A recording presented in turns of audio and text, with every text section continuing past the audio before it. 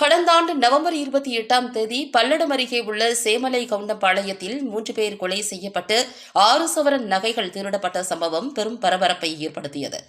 இந்த கொடூரமான குற்றத்தில் ஈடுபட்டவர்களை போலீசார் கண்டுபிடிக்க முடியாமல் திணறிய நிலையில் தற்போது சிபிசிஐடி விசாரணைக்கு மாற்றப்பட்டுள்ளது. இந்நிலையில் அதே பாணியில் ஈரோடு மாவட்டம் சிவகிரி அருகே இருக்கும் 2 முதியவர்கள் கொலை செய்யப்பட்டு அவர்களிடமிருந்து நகைகள் திருடப்பட்டுள்ளன. இதன் தாக்கம் பல பகுதிகளில் பரவியுள்ளது. போலீசாரின் விசாரணைகளுக்கு உதவி என்றே 10 தனிப்படை அமைத்து பல்லடம், பொங்கலூர், பரம்பிக்குளம், ஆழியாறு பாசன திட்ட வாய்க்கால் மற்றும் சுற்றுவட்டார பகுதிகளில் இருக்கும் தோட்டத்து வீடுகளில் தனியாக வசிக்கும் குடும்பங்களை சந்தித்து ஒவ்வொரு வீடாக சென்று கணக்கெடுப்பில் ஈடுபட்டுள்ளனர்.